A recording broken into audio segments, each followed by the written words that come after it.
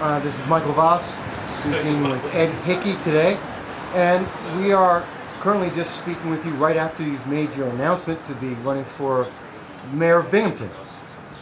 We wanted to thank you, one, for giving us this opportunity, and two, we want to ask you a question. What are your ideas about the blight in Binghamton? How would you address that?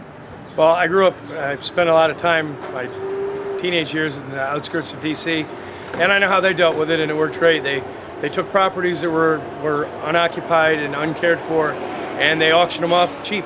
And when you got it cheap, you had to guarantee to put a certain amount of money in it every year. You had to bring it back, and you had to make it something the city's proud of. That would be one of the ideas. I mean, I'm not sure the legalities of things because I'm just getting into this monster. But I think that people should be held accountable for keeping Binghamton as beautiful as it can be. We've got awesome architecture. Most of this town was built 100 years ago, or more than 100 years ago. And I think we should restore everything that can be restored and stop allowing things that can be restored to wither away to the point where they can't be.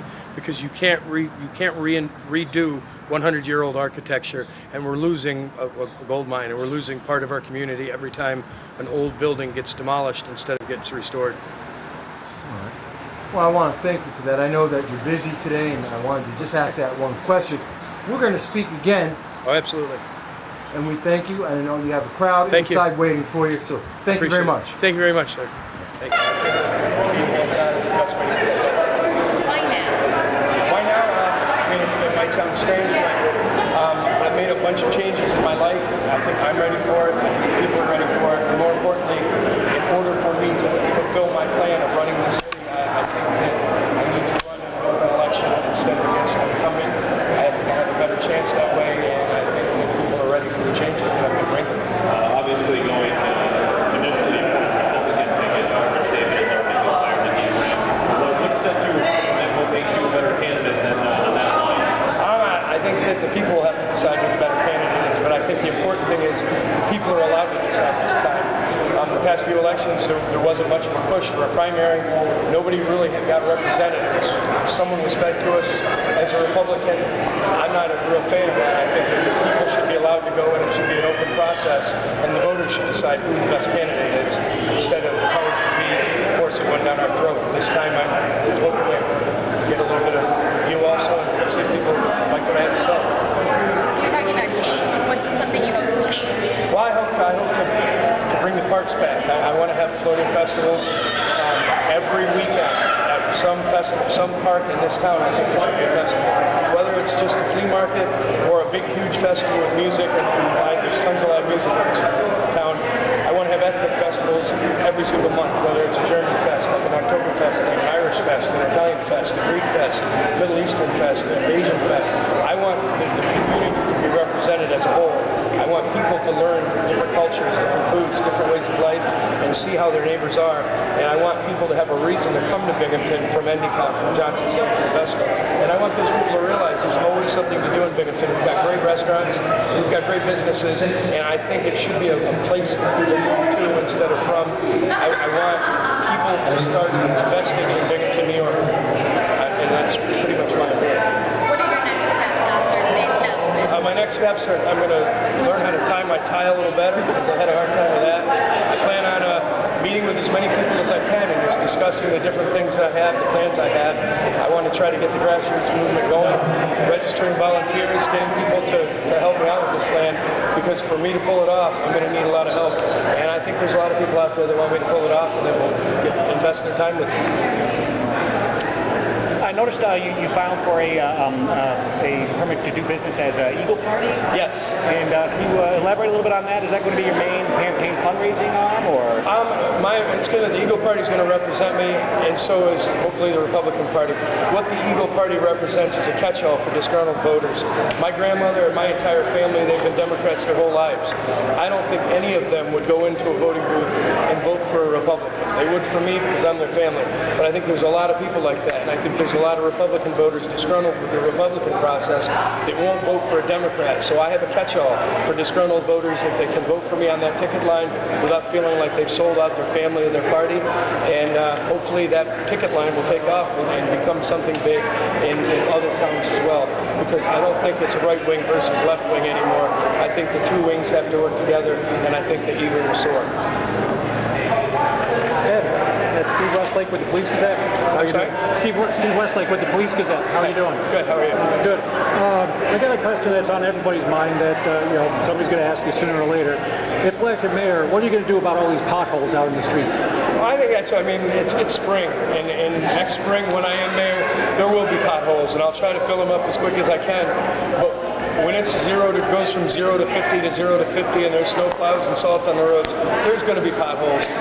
I'm going to have people on the streets that as soon as it gets warm enough to start making hot patch, and they're going to be patching the potholes, and hopefully it won't be as bad, but I'm sure that they'll still be there. I'm just going to try to do the best, and the work ethic of our city workers, I think, will fix those potholes. We're new at this political stuff, so I was trying to get here on time, but I think that Binghamton is ready for a change. I think there's a clamor out there for we want one of us, and I think I'm speaking up thinking it's a good idea, and I think it's time for change. The change starts at home, and obviously you can't run for president or Congress as a nobody, and I'm kind of on the outside thinking it's time to start scratching my way in. I say Binghamton is ready for a change from what specifically? I think there needs to be more attention to the Binghamtonian. I mean, small businesses, I think that I have a plan to streamline the permit process, to make it easier so people can just go online and find out everything they need. Like a glove box manual of rules and regulations in their individual business that they can carry around with them and know what they're supposed to be doing. Whether it's a text message or an email letting them know about tax deadlines and time to file kind of thing.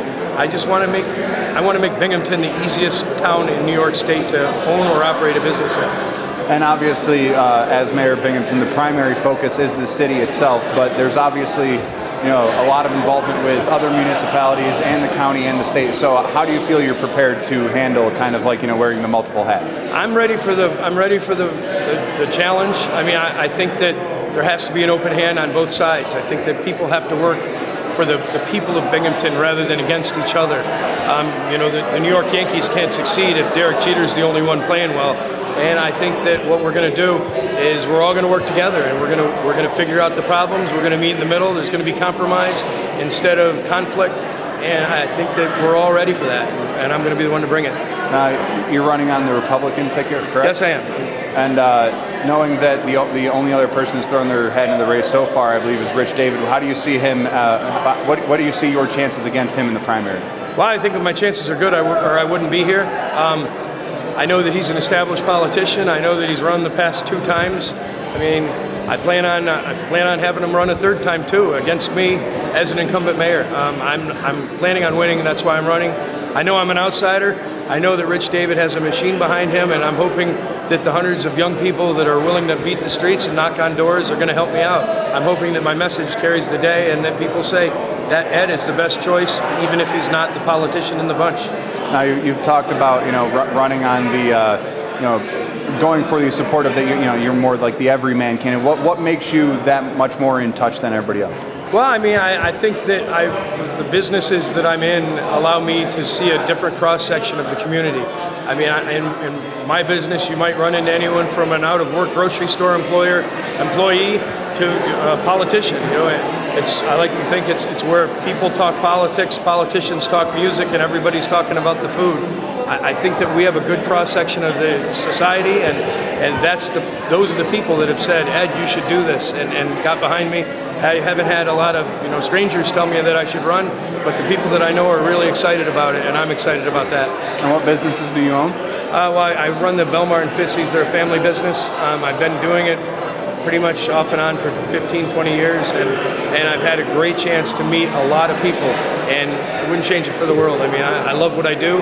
I'm going to miss it when I'm in the mayor's office instead, but it's a sacrifice I'm willing to make. And one of the things a lot of people are concerned about with any changeover is how soon a new leader is going to implement certain policies. So what's your timetable like? I don't know if you've given much thought about, like, the first, the first 100 days or so, as they call for the president. At least. Yeah, well, I think that it's running a business. I'm hoping that most of the key people in the city hall now will at least give me a chance to prove that I'm a qualified mayor and a good guy to lead them. And I'm hoping that the people that are there now realize that it's going to be a tryout for all of us. Nobody's job is guaranteed. They're going to be auditioning every day. I'm kind of the guy that says, what did you do last week? What are you doing next week? And next week, I'm going to ask you, what did you do last week and what did you do next week? I expect people to be able to say, I did what I said I was going to do, and I'm going to do more next week. It's got to be a growing process. And as people get to know me and people figure out how to work with me, I think that it'll work well for everyone. All right.